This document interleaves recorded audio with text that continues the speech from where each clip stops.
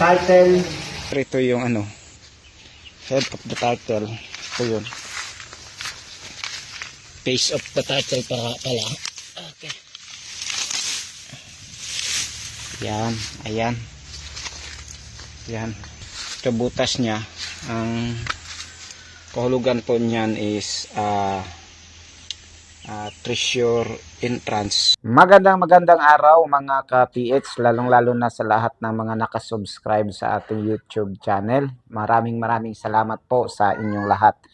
Ang pag-uusapan po natin ngayon ay tungkol po ito doon sa nadiskubre naming tinatawag nating face of the turtle. Mukha po ng pagong at sa video po natin doon sa ating intro, nakita nyo naman na naiakyat na po yung face of the turtle mula doon sa 50 feet na hukay. So ngayon, pag-uusapan po natin yan kasi nga po para malaman nyo kung ano ho yung kahulugan, ano ho yung ibig sabihin, at ano ho yung kanyang kaugnayan sa tinatawag nating kayamanan na ibinaon noong panahon ng digmaang World War II mga ka-TH. Ngayon po, bago po natin panoorin yung full video, ang gagawin muna natin ay, or ang gagawin ko ay isi-share ko sa inyo itong nakasulat dito sa libro. Ito, babasahin ko to at isi-share ko to para naman malaman ninyo kung ano ho yung kahulugan sa na-discover nating face of the turtle mga ka-TH. Uulitin ko na kita po natin yan sa 50 feet mga ka-TH at ito pinapaliwanag ko para mas maintindihan nyo ang kanyang ibig sabihin kasi nga kami noon ay hindi namin alam kung ano ang ibig sabihin, pero buti na lang ito mga ka-TH ipinadala po sa atin mula US patungo dito sa Pilipinas at yan po ay may malaking kaugnayan dito sa tinatawag nating libro. So ito po yung ating mababasa sa page 9.59. Ganito po ang ating mababasa. But some kind of marker pointing to the entrance would be left behind.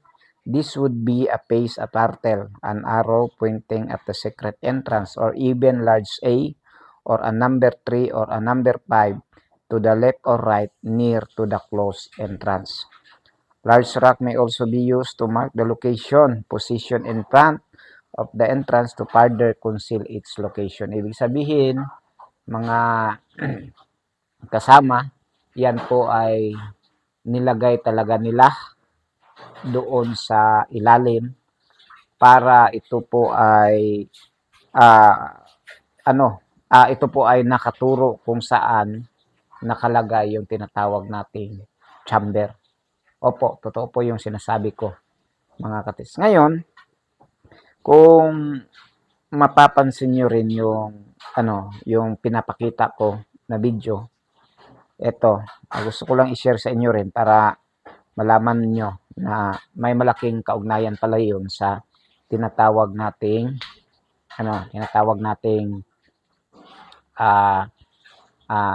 chamber. Ito po. Ilalagay ko na lang dyan sa screen para makita nyo at para may idea kayo. Kasi ang nakalagay po dito, dot or hole tunnel entrance. Meaning, kapag ang isang bato na malaki o kaya isang semento na malaki tapos mayroon po siyang dot or mayroon po siyang butas, ibig sabihin yan na po yung tunnel entrance. At napatunayan po natin yan sa ating treasure hunting adventure at napatunayan na rin natin yan sa ating hukay noong 2018 to 2019. Ito, panoorin nyo po yung ipinapaliwanag ko, yung sinasabi ko na ito ho yung nakita namin doon sa ilalim at ipinaliwanag ko po sa video at sinabi ko po doon na ganito yung kahulugan kasi nga po dala-dala ko rin ito doon sa aming site. Uulitin ko lang po, ito ay binigay po sa atin, sa amin at mula po sa US at ipinadala lang po sa ano sa anong tawag niyan, GRS yata 'yun dati. Hindi ko na matandaan kasi matagal na 'yun. 2018 yata ipinadala ito sa amin. Kaya hindi po kami ang gumawa nito. Tapos na-shock na lang kami, nagtaka na lang kami na hala, bakit ganito yung nakasulat dito tapos ganito rin yung nadiskubre namin. So may ano talaga siya, may connection. May may ano talaga siya, may may malaking connection sa tinatawag nating adventure na ginagawa po natin at dito sa libro na ating binabasa. Okay, ito po, panoorin po natin para makita nyo po kung paano po namin ito na-discovery at nakita. Panoorin po natin. Nandito po ako ngayon sa site. Gusto ko ipakita sa inyo yung title na head ng title, page of the title. Nakita namin doon sa ilalim. Okay. Ito na yung mga malalaking bato na binasag namin. At saka yung isang bato, mayroon siyang butas. Saan yun ito? Ito. Ito butas niya. Ang kahulugan po niyan is treasure entrance or hole that it means treasure entrance. So ito yung ito yung butas ng bato na binasag namin. Tapos narito yung head of the title. Ito yun. Face of the title pala. Okay. Yan, ayan. Yan. Yan. Yan po.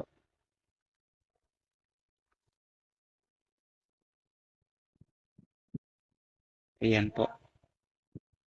Ayan. Ito rin yung isa na sign. Yan. Kung sa actual yan, pupunta ka dito. Yan po ay letter P. Up. Go ahead. Roger, ayan na lang. Kopya.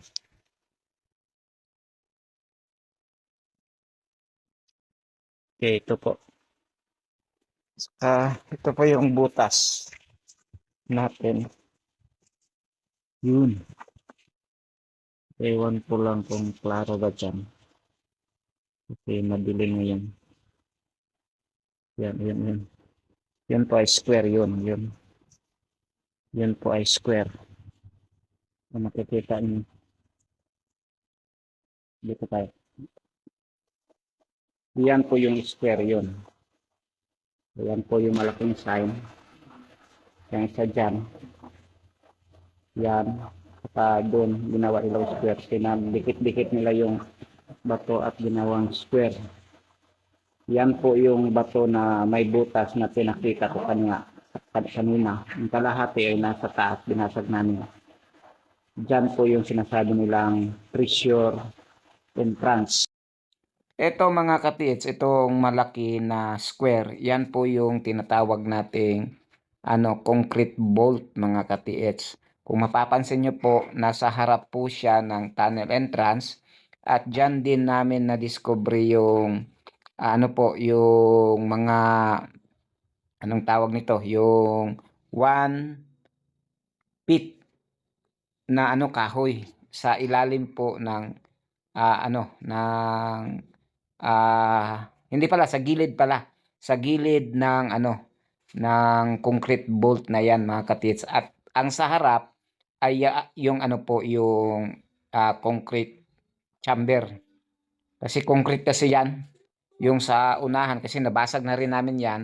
Yun sa unahan, may concrete doon na parang ano po siya, parang daanan papunta doon sa chamber mga ka-TH. So, kung mapapansin nyo yung dati kong pinakita sa inyo, dyan sa ano, sa dalawang magkatabi na bato na malalaki. Yung isa dyan ay forma pong susi.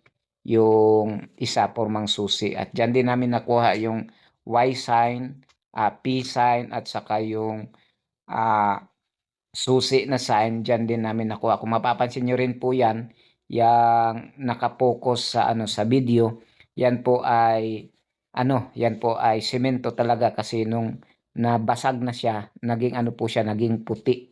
Pero dati hindi po yan puti.